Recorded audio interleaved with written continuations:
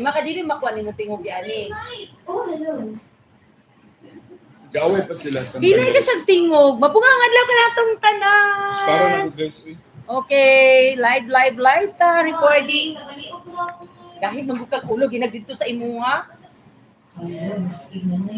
Dara. Ko Lord ding mabataagi na duol sa ila. Ali dali sa iyana lang ni. Iduol lang imo. Ay sa bali sa irit mo. Di ato bang dali imong kuan? Ana. Dili. O di tawag gamitin sa tanaw. Suyaw. Kalagot yan ni siya, dapat duol na siya ha. Galive na mi guys sa gaway pa sila. Dali ma'am. Sa akong mga anak, mga gahi kay mga lingag-ngag. Sige, So mag-report ta karon og pang grade 5 science for quarter 4. Okay, copy. Ready and recording. Mapungahong adlaw ka natong tanan. Hello, grade 5 pupils.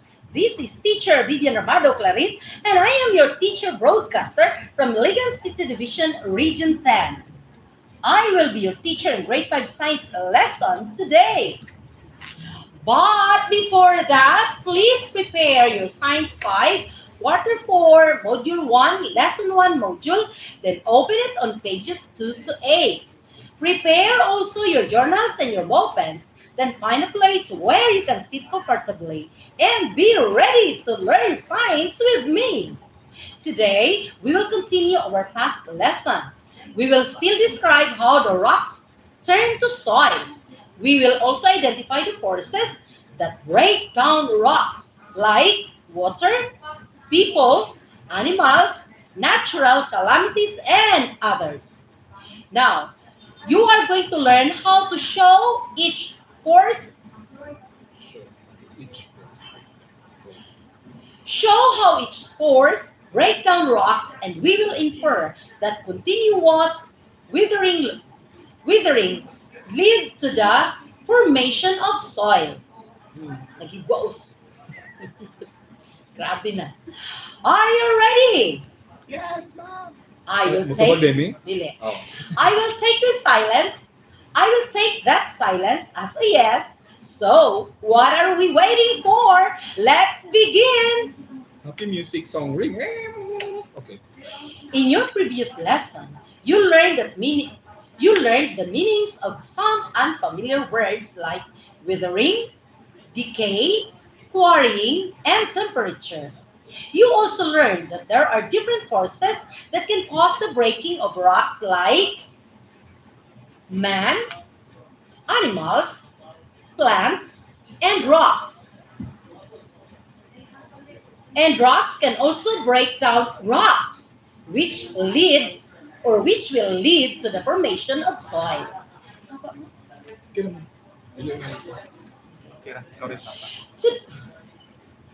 Oops, live. Lagot ako ng mga kauban, liwaros kaayo.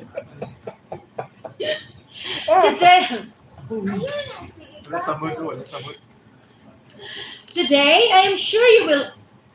Again, today, take 3. Today, Okay, naghiwi yung lawas na.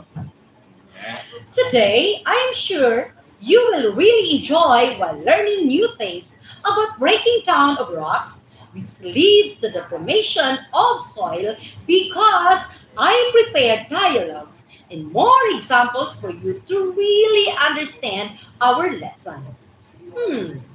Sounds interesting? Now, what? Sounds interesting? Now, what are we waiting for? Let us start by listening into the dialogue prepared for you. This, Now, are you ready? Are you ready? Okay. Now, are you ready? Again, that silence means a yes.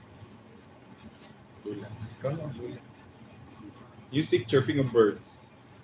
Apo, alera, tabangir ko biraan ng punuan sa balanghoy aron makuha na to ning iyang unod. Oo, Lola. Di ako, Ako na biraan na la. Kaya na nako nga. Kusgan baya ko kay mukha, ugit ko og utan. Ay, salamat, Apo. Oo, sige, oh. Nagira. Uy, Agay! Gani man yung laoy.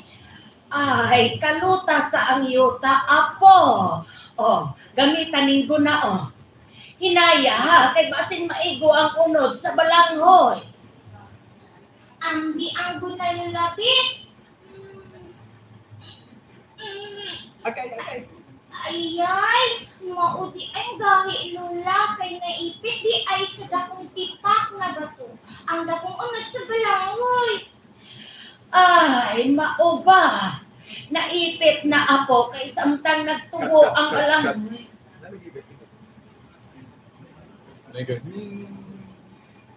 Ising sang. Balik yung daan. Katulad no, katulad part.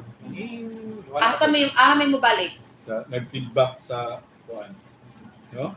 Si Mia mo balik? Oo, niya. Ambi ang gunalabit. Ang di ang gunay labit. Ayay, maudi ay gahi lula kay naipit di ay sa dakong tipak ning bato. Ang dakong unod sa balanghoy. Ay, mauba. Naipit na, Apo. Kay samtang nagtubo ang balanghoy, niliot ang ugat ni Ine diya sa liki sa bato. Ug samtang nagkadako ang ugat, hangtod na himong unod ug naanampod ug tulod ang maong tipak sa bato. Hinungdan nga nagkadako usab ang liki ni Ine, hangtod sa nabuak na gayod kini. Pero bisan nabuak na ang bato, Apo, naipit gihapon ang unod sa balanghoy. Mauba lula, makabuak di ay og bato ang tanong. Ay, oy, pinaagi sa iyang mga gamot. Kung mabundakan og dakong kahoy ang bato, posible usab kining mabuak. Ang tanong nga madugta o malata doon sa ibabaw sa bato, makapahumok pod sa bato o makabuak tungod sa asid ni Ine. Mauba la. Ay, gyud, Apo. Anahala, tiwasan na kay agon para banato ng balanghoy. Now, in our first dialogue, Lola explained how plants and roots of plants break down rocks. Now this time, here is another dialogue. Listen to this.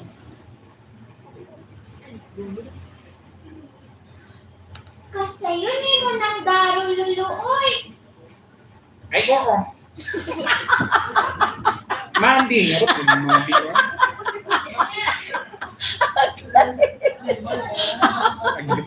Pag-starong niya. Pag kita na ko ni Madi nito. Naon sa makamandi?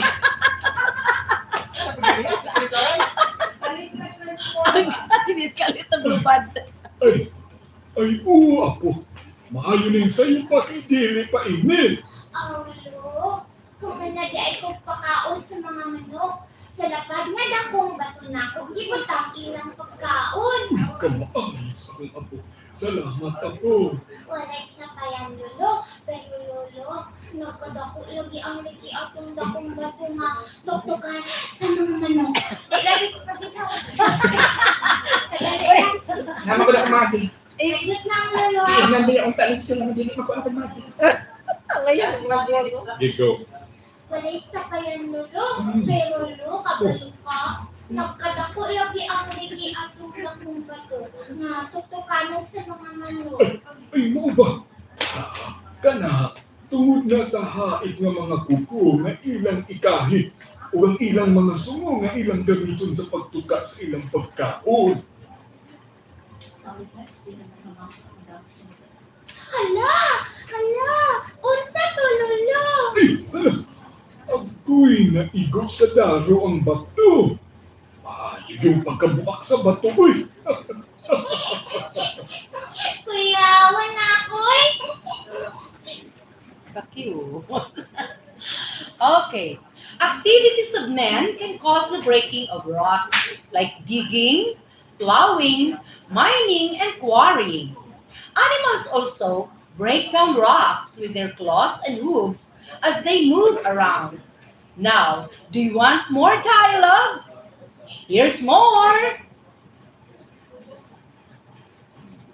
Uy, unsa man lagi mo giluto diha nga naa may kusog nga aso, anang gitakluban nimo usig? Ay, ang dako ning bato nang. Nang nag-e. Bata ka, May bata bata. Ay, hindi ko kaduog, sige. Ikaw ang Oy. bata. Ako ang bata. Oo, Ikaw di ay nang. ikaw ang manang. Okay na to yung thing. Okay, again ako. Ay, ang dako ning bato. Nang! Agay! Okay, again. Laro nga. Ay, ang dako ning bato nang. Akong gihalingan aron mabuak. Uy, mao ba? Mabuak di ay nasa kainin nga dako man kaayo ng batuha. Ay, oo nang. Ang pag-usab sa temperature gikan sa init, kalit na ning bugnaw, makabuak kini sa bato. Padapin sa gamay nang kay akong tanggalon ning gihaling ani. Again, padapin sa gamay nang kay akong tanggalon ning gihaling ani. Aron mabubuan na ako og tubig. Sabi ka, gusto ko sa inyo kaayo. Uy! Hala! Nagpitik-pitik man na ginahuman og buok tubig. Aw, o nang liki na manggod ning ibabaw og kilid sa dakong bato tungod sa pagkausab sa kainiton sa kabakuntaw sa luto. Aw, ino diay. Aw, nang liki manggod ning ibabaw og kilid sa dakong bato tungod sa pagkausab sa kainiton sa bato. Uy, mati eh. Okay. Aw, nang liki manggod ning ibabaw og kilid sa dakong bato tungod sa pagkausab sa kainiton sa bato. Gikan sa init kaayo, ning kalit og kabugnaw tungod sa pagbugo nato sa tubig. Uy, hala tuod. Nanatipak tuod ang dakong bato. At daytime, the rocks expand because the sun heats the surface. At night, it is cold, so the rocks contract, crack, or break. The continuous heating and cooling of rocks break them off. Some rocks have holes and cracks in them. Water enters through the holes and cracks when it rains. When the rocks become cold, the water in these holes and cracks freezes, and the rocks crack. Tama. And the rocks crack. When this process continues for many years, the rocks break into pieces. Natural calamities like earthquakes, floods, mud flow or mudslide, landslide, storm, and others.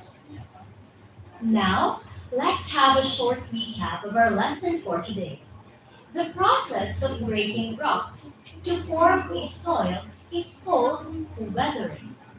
Weathering comes in different factors that act constantly on rocks to break and change them to soil. These factors include heat, air, water, plants, animals, and man. Plants grow on rocks. When they die and decay, they give off acid, which slowly breaks them down. Roots of plants may find their way into cracks, become withered. This Become wider. Roots of plants may find their way into cracks, become wider. This can cause the rock to break apart. Different daily activities of man, like farming, building and bridge construction, digging, quarrying, mining, making jewelries, and others, can cause a weathering or breaking down of rocks. Animals help in breaking rocks with their claws and hooves as they move around their waste materials, help in the decay of rocks. Weather elements also help in breaking down rocks. The alternative of heating Yeah. The alternate heating and cooling of rocks for a long time cause them to break apart. When the wind blows, it picks up sand and hurts them against the rocks. As they hit the rocks wear away. Fast moving water carrying soil and bigger ocean waves crash onto the shore and pound against big rocks, causing the rocks to break down into smaller pieces. Natural calamities like earthquakes, floods, mud flow or mudslide, landslide, storm, and others. These are some of the forces that help in breaking down of rocks. Go, wait, alternative. Now, are you ready for a test? Notice one. That silence means yes to me, means a yes to me. Okay, listen to the direction carefully. Choose the letter of the correct answer, then write the answer in your notebook. Ready? Number one. Which of the following activities of man contribute to the breaking down of rocks? A. Fishing.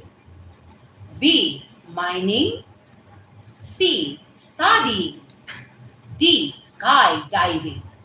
Number two, how do roots of plants break down rocks? A. They split the rocks apart. B. They hit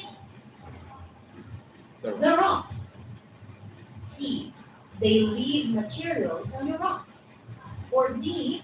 They absorb rock particles. Number three. How does temperature break down rocks? A. Rocks break when it cools. B. Rocks break when it is heated. C. Rocks break when it is not exposed to water. And D. Rocks break when it is heated and then cooled. Shoot ha. Sir Paul, congratulations. Pirma na ka o imuhang kuhan. Yay! Master teacher! Naog na rin ito. Master Tawagan na ka. teacher! Master teacher Naog na! na sa kapatid. Congratulations, Paul! Yay! Hey, hey, hey, hey, hey! Wow! Oh, di ba? Live na live ang declaration sa iyang promotion ni Sir Paul Patrick Gonzon. Oh, congrats, sir! Sana mag-follow na tayo ang rest of the team. Okay, so diretso ta. Number 4. Ay, ko na. Number four, some animals like the rabbits and moles dig up soil for shelter or to find food. How does it how does its activity contribute to the breaking down of rocks? A. The food that these animals bring underground causes the breaking of rocks. Or B. The digging of burrowing of animals breaks the rocks into small pieces. C. Small rocks that be exposed to sunlight. Or D. D. Animals will enjoy staying in the dug holes and cause the rising of temperature inside. Okay, let's move to number 5. Water, people, animals wear away bits of rocks. When this happens, which of these is going on? A. Erosion. B. Weathering. C. Mountain building. D. Fermenting. That ends our science lesson for today. I hope all of you understood and enjoyed our lesson and still wanted to have more. Let us continue learning while enjoying the natural beauty of our environment. Always remember that learning good things will help you become a responsible and a productive citizen. Till next time, this is Teacher Vivian Romada of Larit saying, Basta iligan, number 1, basta iligan, walang iwanan. Mabungahong adlaw ka natong tanan.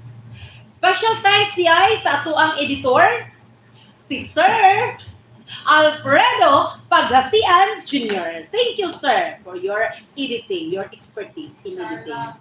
Thank you. So, na to siya. Pakikon na nimi. So, ano pag stop. Thank you very much sa inyong pagtanaw sa ating Sauni, isa hindi ka balong 1,000 ka viewers. Sir Fred, hindi ka pala. Mabungang adlaw ka na itong tanan. Bye-bye. Mag-save. Makaiwan na ko. Okay, go. Uy, ano ulti mo do? Na naman.